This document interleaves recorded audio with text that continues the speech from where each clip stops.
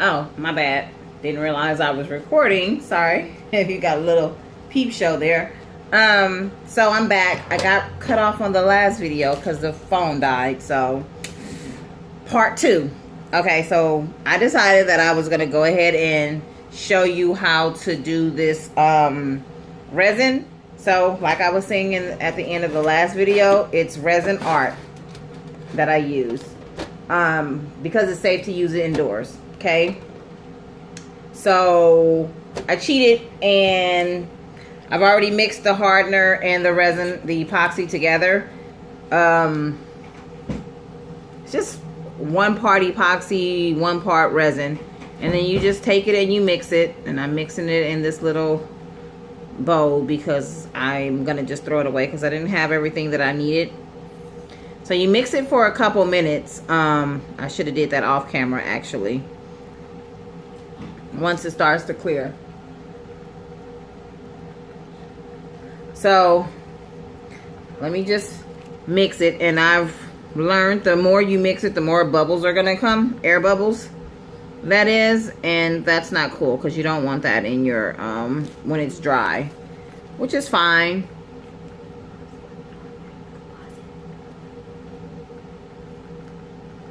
Oh, Jackson said I can pause the video and do that. So I'm gonna pause the video. So I'll be back once I'm done, guys. Hold tight. Okay, I'm back. I've mixed it for a couple minutes. It has a crap load of, oh shit, my bad. A crap load of air bubbles in it. So it's like the more vigorous you mix it, the more air bubbles. So I guess you technically would like to probably mix it slowly, but I don't have time for that shit. So I'll just bust the air bubbles out with the heat gun in a minute after I apply it. So I didn't finish the back. I'll just finish that later because I'm just being so lazy today. But I really wanted to make another video because I just realized that I had like 4,000 views on the other video, and most people were nice to me, so thank you. I appreciate that. Others with their comments about my cursing could stuff it because I said I cuss. If you don't like it, watch something else and really like do that. I'm not the only person on YouTube making videos on tile art. Where did you think I learned it from? I got it from YouTube. Anywho, so we're gonna put the epoxy on here, and I really like working with the epoxy because I really think that it makes such a beautiful finish. It's glossy and it just looks really professional to me, and it really doesn't take that much. And so what ended up happening was, over the course of Christmas time, so you don't really need to pour a lot on there, just a little. Over the course of Christmas time, I ended up going to a craft fair and I made these suckers, and people seem to really enjoy them. They were different, and so you just spread the epoxy around. Spread it around. Like I was saying, I sold them for like $5 a piece. So I'm not trying to get rich. I just really enjoy making this stuff, you know. And I made so many by the time Christmas came around that I needed to get rid of them. Otherwise, I couldn't make them anymore. That's kind of why I stopped, because I have a crap load sitting in my garage with, you know, nothing really to do with them. But I'll be able to make some gifts and hopefully do a craft show again at some point. So I'll be able to use them. But anyways, so yeah, I sold quite a bit of them.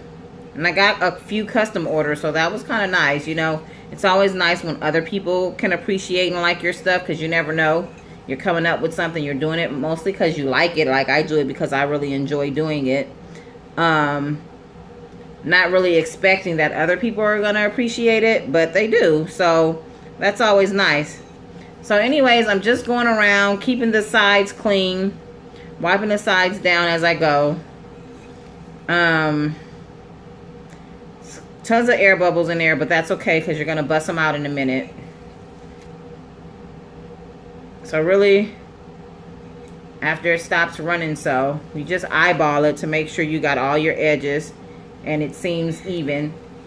And it's very important to let it sit on a dry I mean, not a dry surface, an even surface, so that it doesn't run over and become uneven on the top, because that's not cool. So what I like to do is I like to take my hand and rub across the sides, just in case some epoxy got over the sides.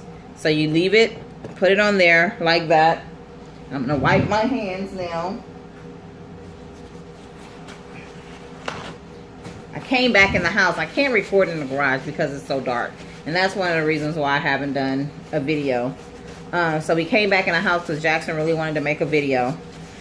And so since we set up, I might as well show you some things that I've learned. So the heat gun, put it on high, and I just lightly go across it. A lot of people use the torch. I have a torch, but it didn't come with butane, and I don't know how to use that, so, or do it. And so I got a little frustrated, and I just didn't. So that's that. So it's done. But the thing with the heat gun is it loosens the epoxy up, and it becomes a little runny. So it started to run on the side. So again, I take my hand to just gently go along the sides, which actually makes it nice because that's actually glossing up the sides too. And then what I do as well is I go underneath, just in case some got underneath. And it's fine if it gets underneath there, but sometimes it buckles under there and get like, it draws to the bottom, and so you don't want that, because then it starts to make these little balls on the bottom. Make these little balls on the bottom from buildup, like residue, like when it drips and it just stays there, and then, you know, like icicles almost. So I got all the air bubbles out that I could see. So then I'm just gonna sit this over here so it could dry. They have to dry for at least 24 hours before handling, because then they'll be sticky and you'll get fingerprints on them, and it's just not cute. You'll have to probably, you know, give it another coat. And like, that art resin is not cheap. So we was talking about wasting this alcohol, and you do not want to waste this epoxy. So we're just gonna do it again.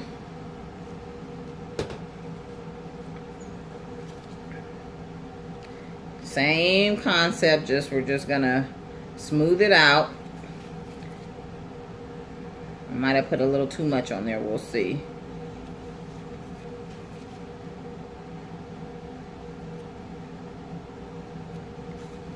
So anyways, if you're really into it and you really like it, and this is something you wouldn't mind doing, that's cool. I think it's nice.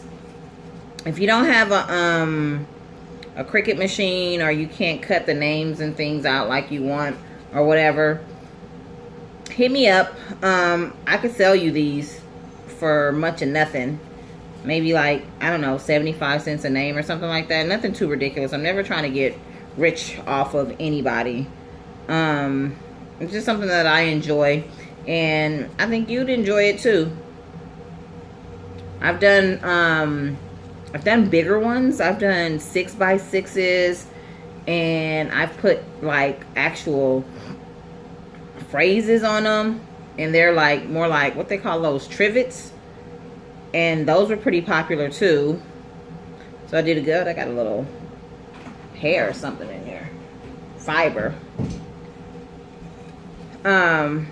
So those were pretty cool too. And I did bigger ones, but I didn't put the epoxy on them, but just because they were so big, I was too scared. Like, I did a 12x12, and it turned out really nice, and I would have loved to have done epoxy on it, but I just was too nervous with such a big piece on making sure it was even. Like, it goes, a lot goes into, you know, what you need to do. So I didn't do that. Anyways, I got sidetracked. I was saying, if you're interested and you want, actually, if you want to order some of these, I'll sell them for $5 plus postage.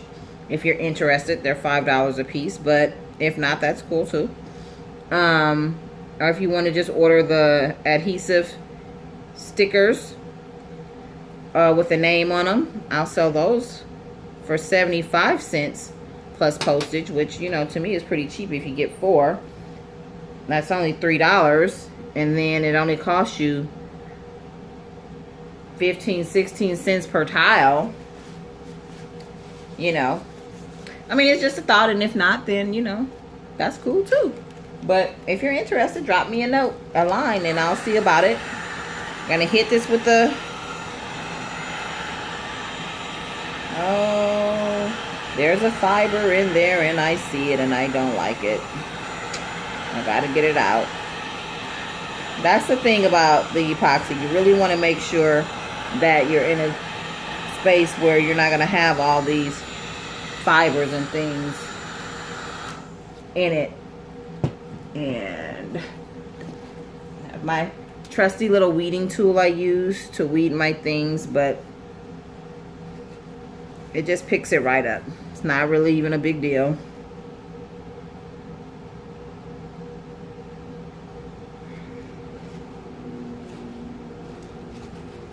You just make sure that everything is still even. Everything that's going on is still even. Do that last little drizzle on there, and then make sure you hit it on the bottom like so, like I'm doing, to get any excess off. And then you put it, sit it down on a flat surface, leave it, cover them like with a box or something, so that no other elements from the air lands on them. And then after 24 hours, it's gonna look something like this. You see that? That's exactly what it is. The same concept. It's the same thing, except this time it's more professional with the coating. So I just like it better. It does better. It looks better. Nothing's gonna happen to the name. It's gonna stay on there. It's coated on there pretty good. So I've seen on YouTube where people will do like a second coating. Like, I'm super lazy and shit, so I'm probably not gonna do that. But like, to ensure that everything is everything in that second coating, I think when I seen some lady do it on YouTube, and I'm so sorry I don't remember, but she was making the coasters out of actual resin, and then she did a second coat to like dome the top, and it was so crystal clear. It was like beautiful. And so I'm sure that could happen with these if I did a second coat, but I think they look good anyway, the way they are. And the fact that, you know, it's a gift.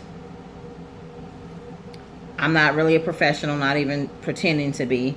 Like, I think that's cool. Like, if there was a mistake or something, obviously I would put a second coating on there. But as long as everything is dried and it's clean and crisp and everything looks good, I'm just going to leave that first coating on there. So, you guys, thanks for hanging with me. Missed y'all. Hopefully we could do this again. Latest.